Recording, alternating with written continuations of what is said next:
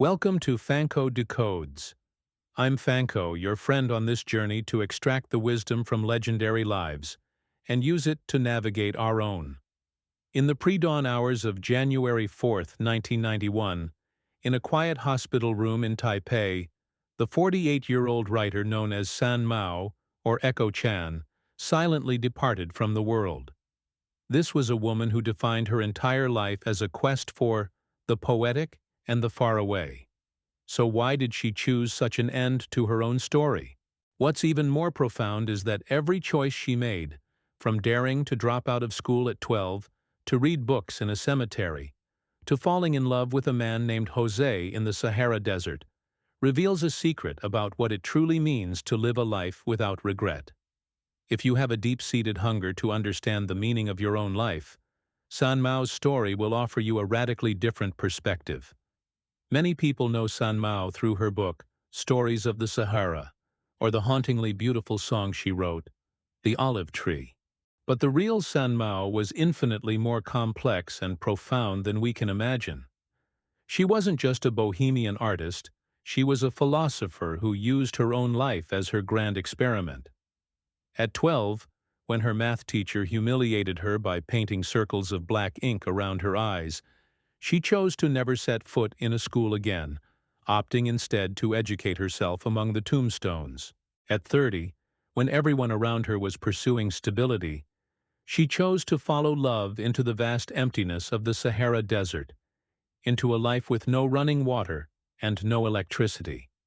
And at 48, when she felt she had done everything she had set out to do, she chose to leave. Because in her world, the guiding principle was stark. If it cannot be perfect, it is better that it not be at all. Today, through 4 crucial turning points in Sanmao's life, I will decode her life's operating system, what it truly means to live towards death, and what it means to make a choice, and then bear its full, unvarnished cost.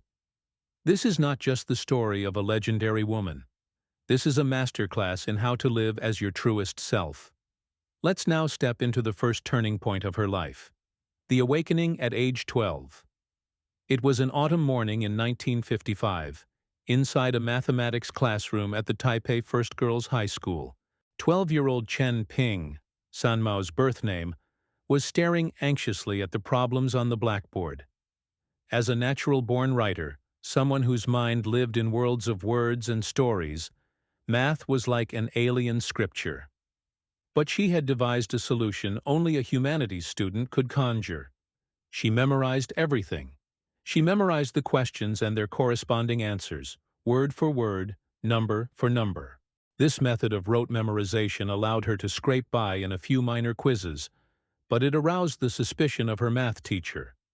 He suspected she was cheating and decided to stage a public examination, creating a special test just for her. That was the moment Chen Ping's nightmare began. Faced with completely unfamiliar problems, paralyzed by a vortex of anxiety and fear, her mind went utterly blank. She couldn't answer a single question. The teacher looked at the empty test paper and announced coldly, 0. But the humiliation had only just begun. The teacher picked up his ink bottle, dipped his fountain pen, and drew 2 large, thick black circles around Chen Ping's eyes. The ink ran down her cheeks, dripping into the corner of her mouth. The bitter taste made her want to vomit. "Turn around and let everyone have a look," the teacher commanded. Chen Ping slowly turned to face her classmates. The room erupted in a thunderous, roaring laughter, a sound that felt like 1,000 sharp knives slicing into her heart. She tried to smile, but her facial muscles were frozen solid. She tried to cry, but the tears wouldn't come. She just stood there, motionless, like a freak on display at a carnival. Making it even worse, the teacher then ordered her to parade up and down the hallway outside to show off his masterpiece to every student and teacher who passed by. In that very moment, a seismic earthquake occurred deep within Chen Ping's soul. A chain of questions began to explode in her mind. If this isn't my world, why am I even trying to be in it? What am I doing here, really? What is the point of living this half-life, day after day. Why don't I have the courage to pursue the things I genuinely love? A few days later, one morning, Chen Ping put on her school bag and left the house as usual. But when she reached the school gate, her feet stopped. She stared at that gate as if it were the entrance to a prison. And in that instant, she made a decision that would alter the course of her destiny. She turned around and walked away. She didn't go home. She got on a city bus and rode it to the Liujiangli Public Cemetery. There, walking along the quiet paths between the gravestones, she finally found a sense of inner peace. From that moment on, she had a new school, the cemetery. This decision sounds shocking, but for Chen Ping, it was the very first time she had ever fought for her own dignity. She began living a double life. On the surface, she was going to school on time every day. In reality, she was spending her days wandering through the various cemeteries of Taipei. The burial ground of a famous general, the public cemetery on Yangming Mountain, the anonymous graves next to the funeral home, these all became her classrooms. There, she could finally read the books she loved in peace. Histories of the Russian Revolution, novels like The Human Condition, The Three Musketeers, and Don Quixote. The protagonists in these books all shared a common trait. They were rebels who fought for their ideals and their freedom. By the time her family and the school discovered the truth, Sanmao had been attending her cemetery university for several months. When her father finally found her, all he could do in the face of her quiet determination was let out a long, heavy sigh. Her parents tried everything. They pleaded with her to return to school. They even took her to a psychologist and had her IQ tested. The result was another devastating blow. She scored a 60 and was diagnosed as mentally deficient. This label nearly destroyed her. That night she cut her wrists. Fortunately, her family found her in time. But this tragic attempt was the very thing that made her parents wake up. They realized it was better to let their child live on her own terms than to force her to suffer and struggle in a system that was killing her spirit. From that day on, Chen Ping began a true homeschooling education. Her father taught her classical Chinese literature and English. Her mother taught her piano and flower arrangement. She was finally able to learn in an environment free from shame and oppression. This truancy at age 12 was not an act of avoidance. It was the first active choice of her life. She chose dignity. She chose freedom. And she chose to bear the consequences that came with it. This choice set the fundamental tone for the rest of her life. She would rather endure loneliness and misunderstanding than compromise the truth of who she was. But she had no idea that this was only the first major choice. Greater challenges and a more profound awakening were still waiting for her. And that brings us to the second turning point of her life, the rebirth at age 15. In 1958, 15-year-old Chen Ping met the man who would change her destiny, Gu Fusheng. This young painter, 8 years her senior, was the son of a high-ranking military official. In that era, such a status meant he had access to the best artistic resources and cultural circles. When they first met, Gu Fusheng showed Chen Ping his studio. It was more than a studio. It was like a cultural salon, a portal to another world. The walls were covered with modern abstract paintings. The bookshelves were crammed with literary journals and world literature. "Do you like these?" Gu Fusheng asked. Chen Ping nodded, her eyes shining with a light that hadn't been seen in years. "Then come for a lesson in 3 days." But learning to paint was not easy. Chen Ping discovered she couldn't find her footing. She felt a deep frustration, cried after several attempts, and even considered self-harm again. Gu Fusheng saw her struggle. One day, he took her to the library behind his studio. He pulled a copy of a literary magazine called The Pen Review from the shelf and handed it to her. "Try reading this," he said. That magazine changed Chen Ping's life. The Pen Review was filled with modern literature: Albert Camus, Franz Kafka, Charles Baudelaire. These works were completely different from the classical novels she had been reading. They explored the inner world of modern humanity, the meaning of existence, the individual's relationship with the world. Chen Ping devoured these articles, feeling as if she had finally come home to her spiritual motherland. She began to understand that literature could be written this way, that thinking could be this deep, that loneliness could be expressed so profoundly. A few months later, she wrote her first work of fiction, Bewilderment. Gu Fusheng was stunned when he read it. He immediately sent the piece to his friend, Pai Xianyong, a leading figure in Taiwan's modernist literature movement, whose journal, Modern Literature, was the most important platform of its time. In 1962, at just 15 years old, Chen Ping's debut story was published. That day, for the first time in years, Chen Ping broke her self-imposed exile and came out of her room to eat with her family. The publication of her story had given her a way to reconnect with the world. From then on, her work began appearing frequently in major publications. A famous novelist, Chen Ruoxi, was so impressed that she sought her out and based a character on her, naming her Echo, after the Greek nymph who lost her voice and could only repeat the words of others. Chen Ping loved this name and adopted Echo as her English name for the rest of her life. What's more, her art also began to flourish. In a major Taiwanese art exhibition, 2 of her paintings were selected and won awards. When her father saw her work, he was moved to tears. He placed the medals on the family piano and carefully saved even the exhibition flyers. This period taught Chen Ping a crucial lesson. Everyone has their own unique talent. The key is to find the right medium to express it. In the traditional education system, she was a failure, a special needs child. But in the world of art, she found her value and her meaning. The deeper awakening was this: true education isn't about cramming students with standardized answers. It's about helping each person discover their own uniqueness. Gu Fusheng gave her an artistic awakening, but more importantly, he taught her what it meant to respect individual differences. In his studio, there were no right answers, only the freedom to create. This freedom allowed Chen Ping to grow from a wounded child into a young woman with an independent mind. But she didn't know that life's greatest test was still ahead: how to pursue an ideal while bearing the consequences.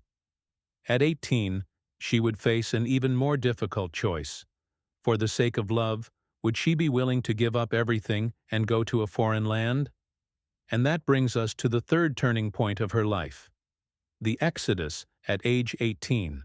In 1961, an 18-year-old Chen Ping, now starting to use the pen name Sanmao, was on the athletic field of the Chinese Culture University, about to make the bravest decision of her life. She walked up to a popular older student named Liang Guangming while he was playing soccer, wrote her phone number in his palm with a pen, and then turned and ran.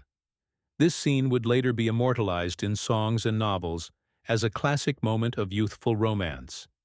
But for Sanmao, this wasn't just a romantic gesture. It was a fierce pursuit of her ideal of a perfect love. Liang was a campus celebrity who had already published 2 books. Once they started dating, Sanmao became his shadow, following him everywhere he went. But Sanmao's understanding of love was destined to lead to a tragic end. In her world, love had to be perfect, pure, and uncompromising. If you were truly in love, you should get married immediately and stay together forever. A few months into the relationship, Sanmao started pushing Liang to marry her. "We're still in university," Liang tried to reason. "Isn't it too early? If you really love me, why wouldn't you marry me?" Sanmao's logic was simple. True love should have no conditions and no delays. They had a huge fight on the athletic field. Sanmao went home and made a shocking demand to her parents: get her a passport. She was going to study abroad in Spain. "If you don't get me a passport, I'll kill myself," she threatened. It wasn't a joke, and her family knew it. In her heart, Sanmao still held on to a sliver of hope. She thought that if Liang truly loved her, he would stop her, perhaps even chase her to Spain. But Liang didn't. In 1967, a 24-year-old Sanmao boarded a plane to Spain alone. Her crying mother and worried father were there to see her off, but she did not see the person she had hoped would come to hold her back. As the plane took off, Sanmao knew her youth was over. But she had no idea that this seemingly impulsive decision would open the most spectacular chapter of her life. When she arrived in Madrid, Sanmao finally understood what it meant to bear the consequences. Spain, in 1967, was still under the rule of Franco, neither part of the capitalist nor the socialist bloc. To a young woman from Taiwan, it felt like the edge of the world. The language barrier was the first obstacle. Sanmao spent months cramming Spanish, finally gaining admission to the University of Madrid's Faculty of Philosophy and Letters. The bigger challenge was financial. Her living allowance was barely enough to survive. She rented the cheapest rooms, ate the simplest food, and wore the most basic clothes. To save money to travel Europe, she tried every trick in the book. She gave up her dorm room for a cheaper one. She lived on bread and water. She shared rides and stayed in cheap hostels with friends. Sometimes she would go a whole day without eating, just to save a few pesetas. She also took on all kinds of jobs. She worked as an Asian model for a department store in Germany, sold perfume, worked as a tour guide, and as a library assistant. One of the hardest times was when she worked as a model in Germany, standing for over 10 hours a day for 10 days straight. Her feet were swollen, but she gritted her teeth and pushed through, because those 10 days of work would allow her to travel Europe for another month. And so, with the money she saved, Sanmao traveled across Europe: Paris, Rome, Munich, Amsterdam, Prague, Copenhagen. In every city, she would visit the most famous museums, churches, and theaters. She wanted to see with her own eyes the art she had read about in books, to experience different cultures and ways of life.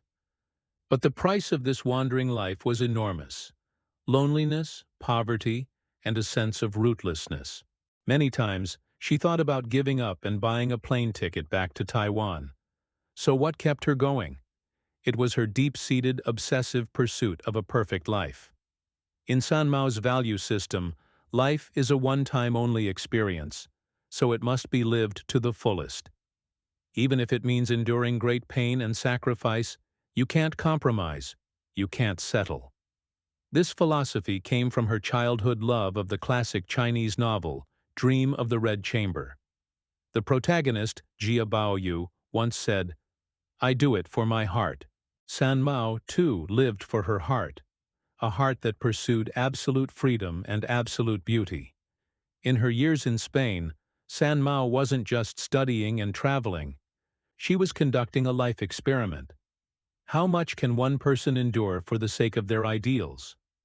The answer? As long as the heart is determined, a person can endure anything. But she also paid a price in love. During her time in Europe, she had several suitors: a wealthy Japanese businessman, a meticulous German scholar, a talented artist.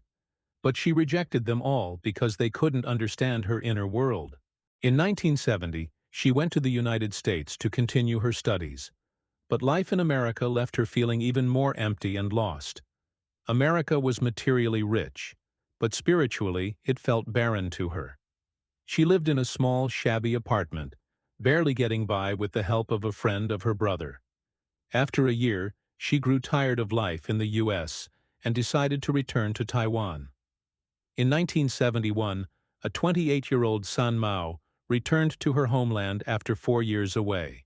She was no longer the impulsive young girl who had run away from a broken heart, but a woman who had truly seen the world and had a wealth of life experience. She became a lecturer in the philosophy department at her alma mater, using her life experiences to teach her students about independent thinking. But her heart was still restless. Her 4 years of wandering had taught her that what she needed wasn't a stable teaching job, but a more complete, more extreme life experience. She was still waiting for someone who could truly understand her, someone who would be willing to go with her in pursuit of a perfect life. That person, as it turned out, was not far away. And that brings us to the fourth and final turning point of her life. The choice of love and mission. In the spring of 1973, in Taiwan, a 30-year-old Sanmao received a letter from Spain. It was from Jose, the boy next door she had met in Madrid 6 years earlier. The letter was simple. 6 years ago I told you I would wait for you for 6 years. Now 6 years have passed. I have 2 years of military service left. Are you still willing to wait for me? Sanmao held the letter, her mind flashing back to that afternoon 6 years ago. Jose was only 19 at the time, still in high school, but he had told her, "My life's dream is to have a small apartment with a wife like you in it. I'll earn the money to support you. Wait for me for 6 years. I'll spend 4 years in university and 2 in the military. When I'm done with my service, we'll get married. Okay?" At the time, Sanmao had thought the boy, 8 years her junior, was just kidding, and she had rejected him. But now, after so many years of wandering and searching, she suddenly understood. Perhaps this simple, sincere boy was the one who truly understood her. Jose never asked her to change, never tried to mold her into some ideal. He loved her for who she was, the free-spirited, wandering, dreaming her. Sanmao wrote a long letter back in English, telling Jose that she would wait for him, that she would build that small apartment with him. In the summer of 1973, Sanmao once again boarded a plane to Spain. This time, she wasn't running away from something. She was running towards something.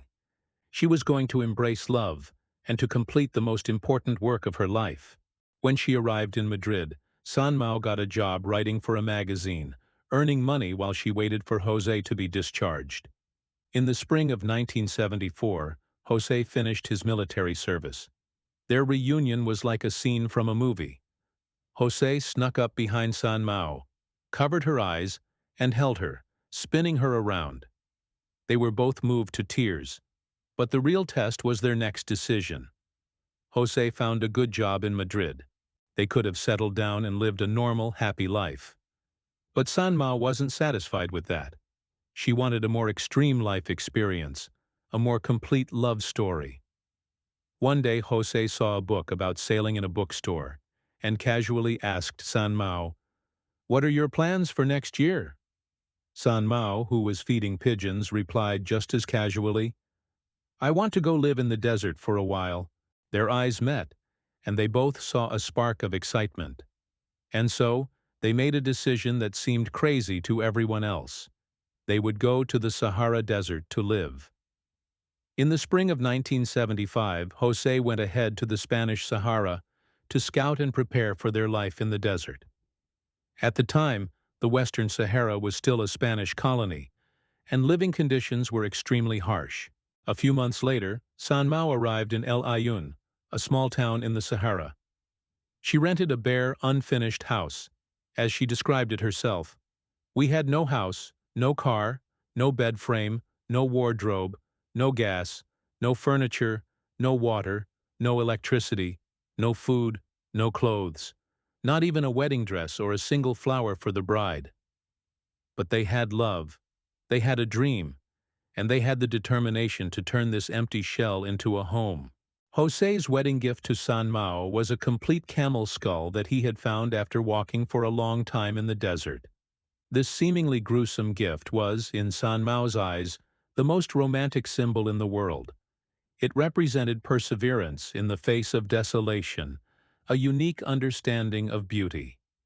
Their wedding had no dress, no family, no flowers, only the sound of the desert wind and the vows they made to each other. Married life was full of challenges.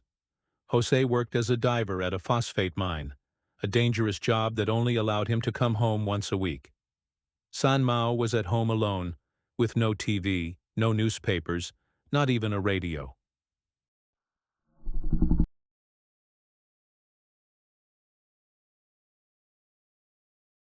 She scavenged for treasures in the local dump, and together with Jose, turned them into furniture. Tires became a sofa, bottles became vases, wooden planks became bookshelves. She also became a teacher and a doctor to the local women, teaching them to read and write, and treating their illnesses. To outsiders, this life was one of hardship, but to Sanmao, it was sweet. Because she had finally found the complete life experience she had been searching for. A life with love, with ideals, with creativity, and with a sense of mission to help others.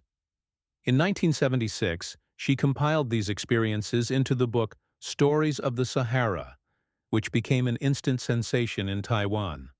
Countless readers were moved by her love story with Jose and inspired by her pursuit of a life of freedom. The song The Olive Tree, with its lyrics, "Don't ask me where I'm from, my home is far away," became an anthem for all those who yearned for a life of poetry and distance. Sanmao became a spiritual icon for the youth of her time. She proved with her own life that it was possible to choose a different way of living, a more meaningful life. But the good times did not last. On September 30th, 1979, Jose died in a diving accident. Sanmao's world fell apart. She went for days without eating or drinking, wanting only to follow Jose. It was the famous novelist Cheung Yao who rushed to her side and talked with her for 7 hours, finally convincing her to promise not to take her own life. After losing Jose, Sanmao began a different kind of wandering. She traveled to Central and South America and wrote a journey of 10,000 miles. She returned to Taiwan and devoted herself to writing. She even tried her hand at screenwriting, creating the award-winning film Red Dust. But in her heart, she was always searching for an answer. After experiencing the heights of beauty and the depths of pain in life, what is the ultimate meaning of it all? On January 4, 1991, at the age of 48, in a hospital in Taiwan, Sanmao made her final choice. This choice shocked everyone. But if you understand her life philosophy, perhaps you can understand her logic.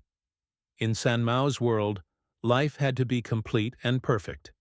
She had experienced the sweetness and the bitterness of love, the success and the frustration of creation, the freedom and the loneliness of wandering. In 48 years, she had lived with the intensity of 3 lifetimes. In her eyes, her life was complete, with no regrets.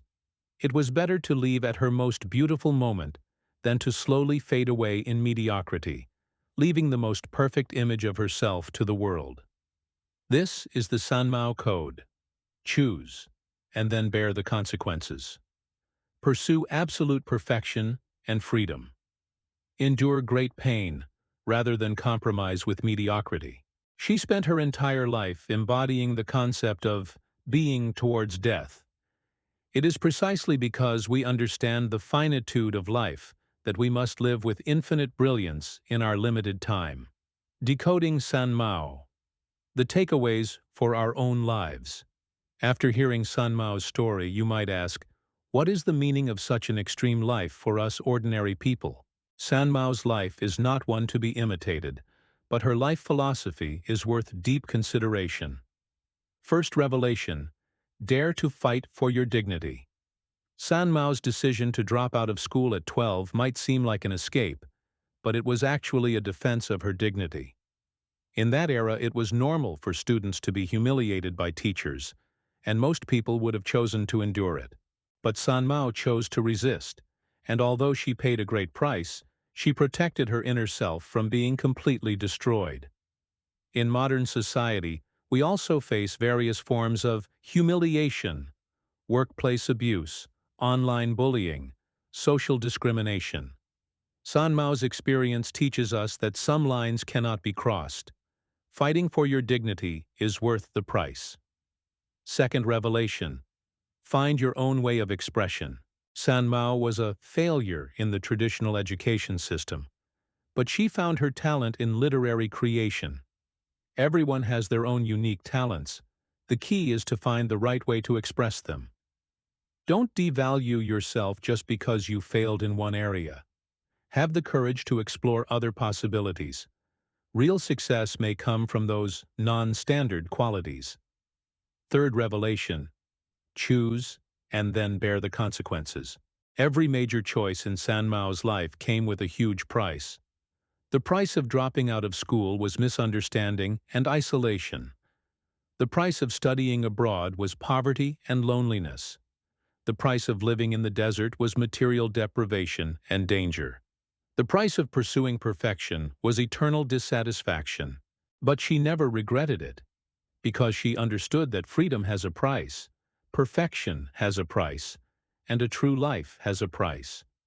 Modern people often want freedom without being willing to bear its cost, success without being willing to risk failure, true love without being willing to endure emotional pain.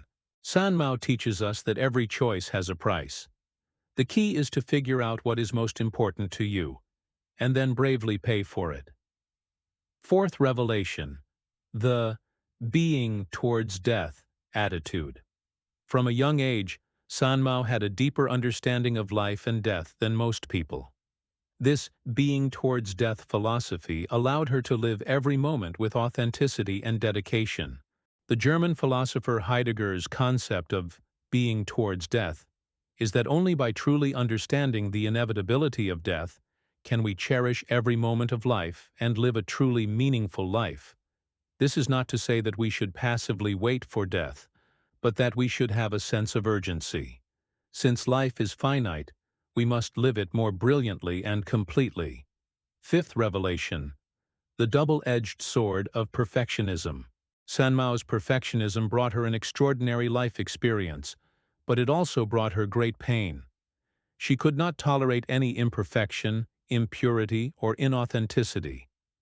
This attitude allowed her to create a legendary life, but it also made it impossible for her to find happiness in the ordinary. For modern people, a moderate degree of perfectionism is good, as it pushes us to improve. But excessive perfectionism can become a burden, causing us to lose the ability to enjoy the present moment. The key is to find a balance, to have a pursuit of beauty, but also to accept imperfection. Sanmao's life is not to be copied, but her spirit is to be learned from. First, courage. The courage to take a different path for the sake of your ideals. Second, authenticity. Not changing yourself to please others, but staying true to your inner voice. Third, completeness. Striving to make your life experiences richer and more profound. Fourth, freedom. Understanding the true meaning of freedom and being willing to pay the price for it. Finally, love. Loving with all your being, even in the face of the pain of loss. In this increasingly standardized and homogenized world, Sanmao reminds us that everyone can choose a different way of life. Everyone can create their own life story. The key is not to live like others, but to live like yourself. Not to live safely, but to live authentically.